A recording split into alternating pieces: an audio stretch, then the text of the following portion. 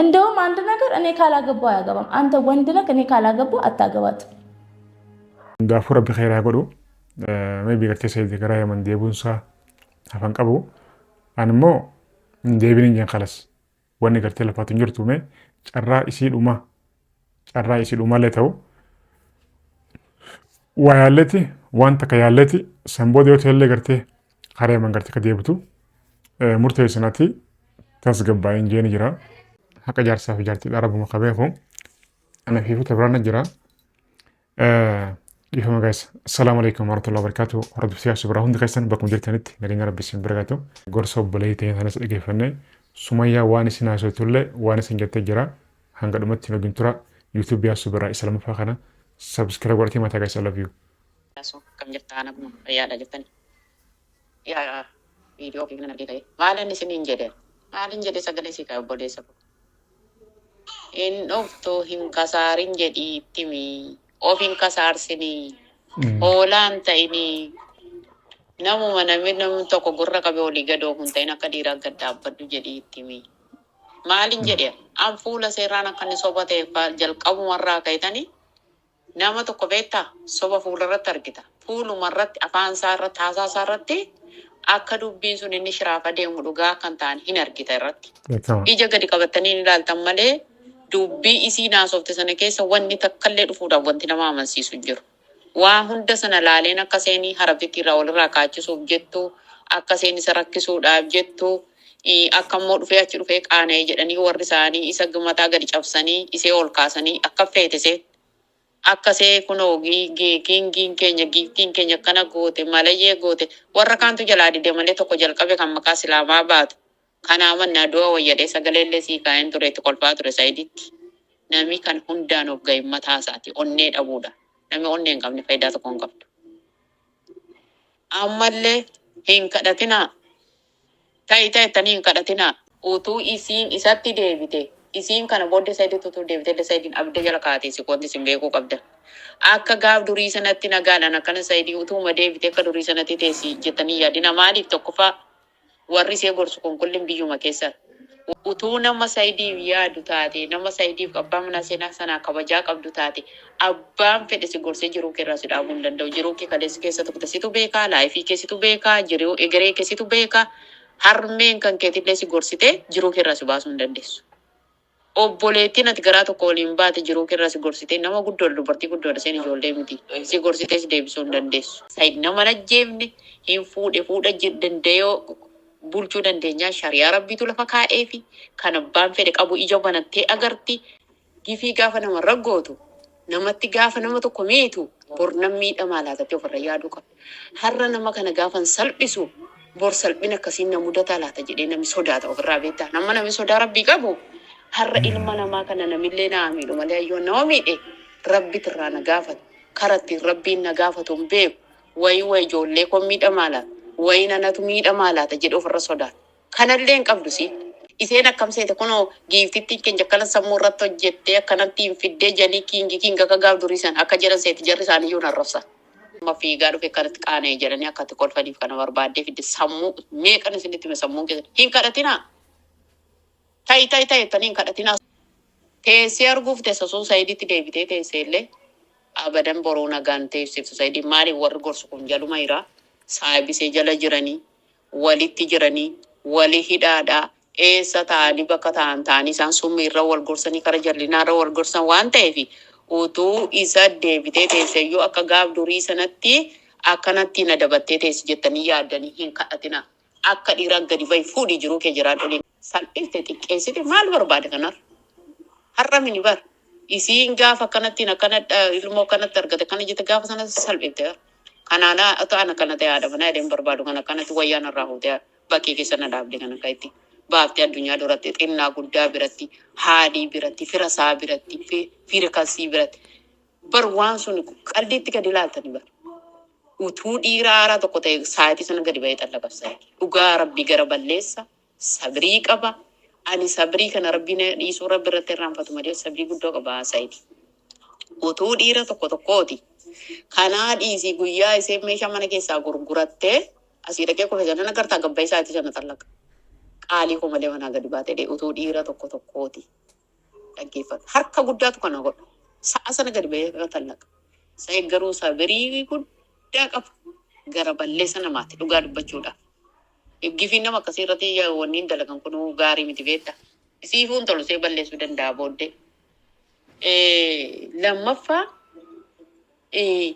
yommuu isiin gadi baatee ilmoo akkasittiin dhalchee ilmoo akkasittiin deeqaalaa wanni akkanatti achitti akkatti maqaa balleessite fira isaa biratti ilaali. Faamilii isaa biratti ilaali. Xiqqaa guddaa dhaga miidiyaa kanarra. Yahuu isiin akkasitti namichuma kaleessa abbaa manaa abbaa ijoollee akkana gabbaaftee miidiyaa gubbaatti akkana salphifte kana Saayid karaa sammuu akkamii kennee garaa akkamii kennee fi ani hin beeku. Dhugaa rabbii utuu dhiira onne qabeessa tokkooti Saayid isiin maqaa salphina akkasiitiin isa moggaafte san sa'a sana gadi bahee xallaqata. Gadi bahee xallaqatu dhiira tokko ta'e. Kun salphina mee ija kee banadhuuti galagalee of ilaalee dhiyyaaki. Salphina akkasii kanarra ija kee banadhuuti iji kee kun yoo banaa ta'e gadi ilaalii jedhi. Yoo rakkina qabda ta'e deemi masgida dhaqi quraana sirratti qaraanii du'aa godhadhu deemii jedhi. Adeemtee salphachuu dubartiin adeemtee dirree irratti salphisuu geerarsa wanni gaddaarra kaa'attee adeemtee salphachuu dhiisi dhiiraati. Deemi yoo rakkina dhukkuba sammuun hidhama wayisirra jira ta'e du'aa isii godhanii masgida dhaqeeni. Kanarraa kana deemi akka dhiiraatti niitii fuudhiiti mana kee horadhu gattaa jedhi adeemtee sagadini niitii habashaati adeemtee miila niqdii jedhiin abbo. Itti mika. Isinitti maan ture ba? Itti miisoo baanii qaanaa siniin jedhaan turre an fuula seerratti hin arge. Dubbii ishee keessatti barbaadee keessa arge. Akka dhugaa hin taane akka isheen kaayyoo isaa hanqisuuf salphisuuf akka isheen gootu wanni wasee viidiyoo silama keessatti hin ilaale keessaa baasee miitii jedhee sagalee sii kaan ture obboleessa kee. Agarte deemii fuudhii akka dhiiraan gad dhaabbadhu taa'ee jedhu. Salphatte sitti kolfee waan kolfuu dadhabee nami taa'ii jedhee dhiisii deemii dhaqii fuudhii taa'ee jedhu. Sagalee kanatti dha ergisa odeessa kiyya qaalee. Assalamu alaikum. Hin kadhatinaa ammoo. Hin kadhatin ati gabbaatee hin kadhatin maqaa seetuun na'e. Summii hin kadhatinaa summiin faayidaa tokko hin qabdu. Boruutu itti galtee sichi akka nagaadhaan taa'uu hin danda'a. Marzii makana dalgaa teessa cillee teesse. Kanaafuu gabbaatee hin kadhatin maqaa seellee hin na'e. Maali goggu maali ishii? Maali ishii yaake wanuma namaatu wanni tun geessu akka kadhataa ooltan qaba. Maqaa seennee hin obboleessa kiyya su gummaquma seennee hin ati gabbaatee yaasu. Bakka kanan jirallee faana kee fuutee lafa isheen jirtu sadan nagee. Namni kadhatu bara silaa dubartiin dhiira iyyuu saalfattii bee. Sumaa hiriyaa jala deemee akkana kadhatu kana hin qaabbatii kana bee. Guys, gorsi obboleetti teenya kunis kana fakkaata gaa'ee. Dhugumatti gaa akka ijaarsaaf ijaartii rabbi tokko caka beeku. Saayidilleen gartee ani badiin qabu jaa. Sumayyaalleen gartee ani badiin qabutti. Qayya badiinuu qobaadhee dho. Moo badiin tunoo dhiiroo ees jirti. Nuti isaan gidduutti warreerree jirra. Isinilleen isaan gidduudhatti gartee wareertanii. Anis akka nam tokkootti hedduudhaan wajjin rakkachaa jira. An akka gartee yaada kiyyaatti saayidilleen badii qaba. Sumayyaan badii qabdi badii qabdi. Isaan lachuu badii qaban jechuudha. Anis badiin qaboo jee isinis badiin qabu yoo ta'e sirriin dhufu.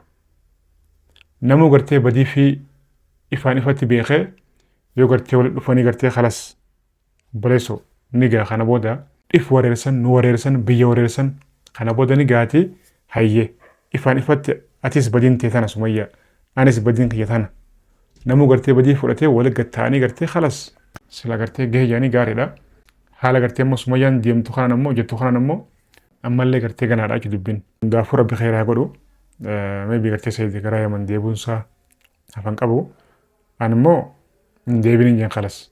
Wanni gartee lafaatu hin jirtu mee carraa isii dhumallee ta'u. Wanta ka yaalleeti sanbooda yoo ta'ellee gartee karaa yaman gartee ka deebitu. Murteessinati tasgabbaa'ee hin jeeni jira. Maybe yoon dhagina dhagee. Achi deebillee maal godhare. Yookaan immoo arabatti san gartee akka dhufti goonaa jechuudha. Sumayyaan gaa yoo gartee isiin dhuftee as geesse waan isin jettuun garraa jechuudha. Yookaan fiidee dhuftee galti yookaan ammoo gammee yookaan ammoo waan isin gartee jettu walumaan garraa jechuudha. Waan qabatamaa jiru immoo gara yuutuubii yaasuu birraa isa guddaatiin isiniif hin dheeysa. Akkasii nagaa na tura viidiyoo laashar godha. Sumayyaallee hin abaarina. Saayidillee gartee hin abaarina. Ittuma dhiisaatii du'ama godhaafi du'a gartee wani caalan jiru. Haqa jaarsa jaartii immoo rabbi qabeeku. I love you. Nagaa na tura. Assalamu alaikum. ቢስሚላ የስድብ ማት ማለት ነው። እኔ ግን በነገራችን ላይ ያው አልተቀየምኳችሁ። እውነት ለመናገር ከሆነ ያው እኔን የምትደግፉኝ ስላላችሁ በጣም ነው የማመሰግነው። እና አንዳንድ ኮመንት እያየው ነበረ። ሰይድ ዛሬ ራሱ ከለቀቀው ላይ አንተ በጣም ለልጆች መስዋዕት ከፍለሃል ምናምን አላችሁ። ምንድነው መስዋዕት የከፈለው እንዴ? አባትነት በቃ ለእናንተ ልክ እንደ ሰይድ አይነት አባት ነው ማለት ነው። አላህ ይስጣችሁ። እንደሱ አይነት ባል አላህ ይወፍቃችሁ። አሜን በሉ። ትፈልጉታላችሁ? አላህ ይወፍቃችሁ። አላህ እንደሱ አይነት ባል አላህ ይስጣችሁ። አሜን በሉ። ምንድነው መስዋዕት የከፈለው? ልጆቹ እኮ ናቸው። የኔ ልጆች እኮ ነው ማለት ልጆቹን ካንቺ በላይ እሱ ነው የሚወዳቸው። አንተን የምትወዳቸው ለልጆቹ ብሎ ብዙ መስዋዕትነት ከፍሏል። ምንድነው መስዋዕትነት የከፈለው? ሴት ይዞ መዞር በቃ መስዋዕትነት ከፈለ ማለት ነው። ይሄኔ እኔ ቢሆን አንድ ወንድ ጋር የታየሁት አንቺ ልክስክሽ ልጆችሽን ይዘሽ ትሉ ነበረ። ወንድ በቃ ቢልከሰከስ ችግር የለውም። ከኢትዮጵያ ውጭ ሌላ ዜጋ ሴት ቢያገባ ችግር የለውም። ይሄኔ አንድ ሴት ብትሆን እኔ ራሱ ባልሆን አሁን ሌሎች የውጭ ዜጋ ያገቡት ሌላ የውጭ ዜጋ ዘው ባሌ ነው ሲሉ አንቺ የኢትዮጵያ ወንድ አትሽ ነው አፈርቢ አሰዳቢ ምናምን ትላላችሁ። ወንዱ ደግሞ ሌላ ዜጋ ሲያገባ በጣም በቃ ወይኔ ምናምን ትላላችሁ። ምንድነው እንደዚህ ለወንድ ማሽቃበጥ እንዴ? ምንድነው እርስ በርስ እንደዚህ የተጠማመድ ነው እንዴ? ወንዱ ምንድነው ከኢትዮጵያ ውጭ ሌላ ዜጋ የሚያገባው? ሴቷ ምንድናት የማታገባው? ምን ለሴቷ ሐራም ነው? ሌላ ከኢትዮጵያ ውጭ ማግባት ሐራም ነው ወይስ ለወንዶች ሐላል ነው ማለት ነው? አሁን እንደ ኮመንቱ ከተረዳሁት ከሆነ ሂድና አግባት። ለምን በጣም ብዙ የውጭ ዜጋ ሴቶች ያገቡ ሳይ ከስር ኮመንት ሳነብ ስድብ ነው። አንቺ በቃ ማትሰድቧት ነገር የለም ያቺ የውጭ ዜጋ ያገባችሁ ወይስ ለምን እኔ በሷ ቦታ አልሆንኩም ብላችሁ ነው የምትሰደቡት እንዴ? ኧረ ተረጋጉ። ነግበኔ ነው ይደርስባችኋል። እውነቴን ነው። በጣም ነግበኔ ነው። ሰይድ ለእኔና ለልጆቹ ምንም የከፈለው ዋጋ የለም። አንደኛ እኔ ራሴ እያለው አገባ። አገባና አሁንም ደግሞ ድጋሚ ፈታ። አሁንም ደግሞ ድጋሚ ሴቶችን ያችን ላገባ ነው እያለ ከመዞር ውጪ ለልጆቹ ምን አድርጎ ነው? ምን ዛሬ ራሱ የለቀቀው ቪዲዮ ላይ በቃ እንኳን ልጆቹ የናፈቁት ምንም አይመስልም። ዝንጥ ብሎ አለባበሱ ነው በጣም ነው የሚያምረው። ዝንጥ ብሎ ለብሶ ነው የመጣው። የኔን ቪዲዮ እስኪ ከሰይድ ጋር ከተፋታነና በፊት ያለውን ቪዲዮ እስኪ እኔ እንዴት እንደከሰው ራሴ እንዴት እንደጣልኩኝ እንዴ! በጣም አካብዳችሁ በቃ በጣም ነው መስዋዕት የከፈልከው።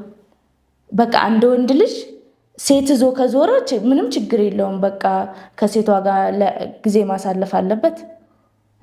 አንዷን በዚህ አቅፎ እየፈለገኝ ከሆነ ለልጆቹ መስዋዕት ከፈለ አይደለ?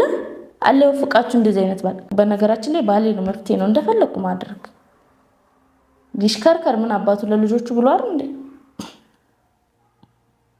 ለዛውም እኮ ከሴት ጋር ነው ላይፍ እያሳለፈ እኮ ነው። ሰይድ ራሱ አሁን የተናደደ ወረርድብን ያለው ልጆቹን ጥዬ ስለመጣው ልጆቹን ስላላገኘ መስሏችሁ ነው? አይደለም። ልጆቹን ስላላገኘ ሳይሆን ሰርጉን ጥሎ ስለመጣ ነው። እዛ ሰርጉን ጥሎ እኔ ስላስመጣሁት ነው እንጂ የምር ልጆቹን ስላላገኘ አይደለም። እናንተ ራሱ ሴት ጥሎ መጣ እንጂ ምን የዚህን ያክል በሞትና በህይወት መካከል እኮ ያለ ነገር ጥሎ የመጣ ነው መሰለች። ምድር ላይ ጥሎ የመጣው ሊያገባ ነበር። ሰርጉን የተጓጎለው በጣም አካበዳችሁት። ምንድነው? እንደውም አንድ ነገር እኔ ካላገባው አያገባም። አንተ ወንድ ነህ፣ እኔ ካላገባው አታገባትም። ምክንያቱም እኔ በአሁኑ ሰዓት ማግባት አልችልም። ማግባት የማልችልበት ደግሞ ልጆቼ ትንንሽ ናቸው። አንደኛ ደግሞ አንደኛዋ ገና ጡት ትጠባለች። ጡት የምትጠባ ህፃን ልጅ ይዤ መቼም ላገባ አልሄድም አይደል? ስለዚህ ልጆቼ ቢያንስ ራሳቸውን ለመቻል ከሰው ጋር ለመተው ለእንጀራ እናት ለመሰጠት ለአባትም ሆነ ለመሰጠት ቢያንስ 7 ዓመት 8 ዓመት 9 ዓመት 10 ዓመት ሊሞላቸው ይገባል። በዛ ሰዓት እኔ ማገባለሁ፣ አንተም ታገባለህ። ልጆቼ ቢያንስ 8 እና 10 ሲሆኑ ማለት ነው እሰጥሃለሁ። ልጆችን ታሳድጋለህ። ከዛ በኋላ ያለው ከዛ እኔም የራሴን ህይወት እኖራለሁ፣ አንተም የራስህን ህይወት ትኖራታለህ። እንዲችው እንደተንጠለጠልክ ትኖራታለህ እንጂ ማንንም አታገባም። አረብም አታገባም፣ አበሻም አታገባም። ምንም አታመጣም። ምንም እንደውም አይገርምም፣ እሰራልሃለሁ። እኔ ሳላገባ መቼም አታገባትም። እኔ ሳገባ ነው የምታገባው። ሰይድ መስዋዕት ከፍሏል እያላችሁ ደግሞ የምትሉ ሰዎች እውነቴን ነው የምላችሁ። አመዛዙም ደግሞ እኮ ሴቶች ናችሁ እንዴ! ሴቶች ናችሁ ደግሞ እኮ አላህን ፍሪ። ሰይድ ዋጋ ከፍሏል። እስኪ እናንተ ሰይድ ዋጋ ከፍሏል የምትሉት ሰይድ፣ የእናንተ ሰይድ ለአንቺ ብሎ ይህንን አድርጓል፣ ለአንቺ ብሎ እንደዚህ አድርጓል በሉ እስኪ። ለልጆቹ እኔን ተው፣ ለልጆቹ ብሎ አትገለባበጡ። የምር የሆነ ነገር እኮ ሰው ሲፈርድ እውነቱን አይቶ ነው። ምን አደረገ? ነገ ልጆቹ ሲያድጉ ይሄዳሉ። ልጅ እኮ ማንም ሰው ከመንገድ ላይ አንስታችሁ ማሳደግ ትችላላችሁ። የሚያሳድጉም ደግሞ በጣም አሉ፣ እማቃቸው እንኳን አሉ። ዋናው አሳዳጊው ነው እንጂ በኋላ ካደገ በኋላ ተቀባዩ አይደለም ዋናው። እንዳትሸወዱ እዚህ ጋር ወንዶች ራሱ ልጄ እኔን በኋላ ስታድግ ትመጣለች ብላችሁ የምታስቡ አንድ ችግኝ ተክላችሁት ጥላችሁ ከሄዳችሁ ይደርቃል። ውሃ ያጠጣው ሰው ነው ያንን ችግኝ የሚያሳድገው። ልጅም ልክ እንደዛ ነው። እኔ ስፈልግ አጣምሜ ስፈልግ አቃንቼ የማሳድጋቸው ልጆች ሰይድ ነገ ልጆቼ ብሎ ሊቀበላቸው ማንነታቸውን አያውቅም፣ እነሱም አያውቁም። ካደገ በኋላ ሰው ሲፈጠር ከተዋወቀ ሰው ልጅነቱን ካላወቀ አባት ሆኖ እንደ አባት ልጅነታቸውን ካላወቀ ምኑ ነው አባትነት የሆነው? ዋናው በቃ ማለት እናንተ አሁን ይወልዳል። ወንዶችም ራሱ ከሆናችሁ ማለት እንደዚህ ያላችሁ ወለዳችሁ አደገ ነገ 10 ምናምን ዓመት ስትሆን ወይ ደግሞ 20 ምናምን ዓመት ስትሆን መታ ልጄ ነኝ እንደ ልጄ እንኳን እኮ አቅፋ አስማትም ብስማት ራሱ የልጅነት ነገሯን አታስታውስም። ምክንያቱም ተጣማ ትደግ ተቃምታ ትደግ የምታውቀው ነገር የለም። በዚህ ምድር ላይ የማይወልድ ነገር የለም።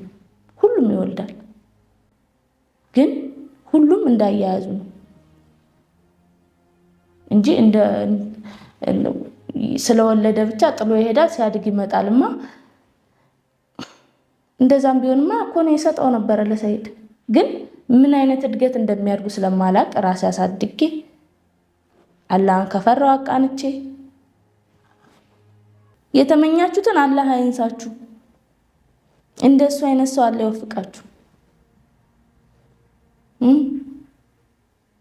የዛን ጊዜ የተሳደባችሁት ነገር ትዝ ይላችኋል። እውነቴን ነው የምላችሁ። እና አሁን ምኑ ለልጅ ምናምን የተከፋ ይመስላል። እንደገና ደግሞ ሰላም እኮ ሕፃን ልጅ አይደለችም ወይ ደግሞ ልጅ አይደለችም። አትሂጂ ሂጂ የምለው ሄደች። ስትመጣ ከሱ ጋር ከአረቧ ጋር የመጣችኋለች። አለቀ።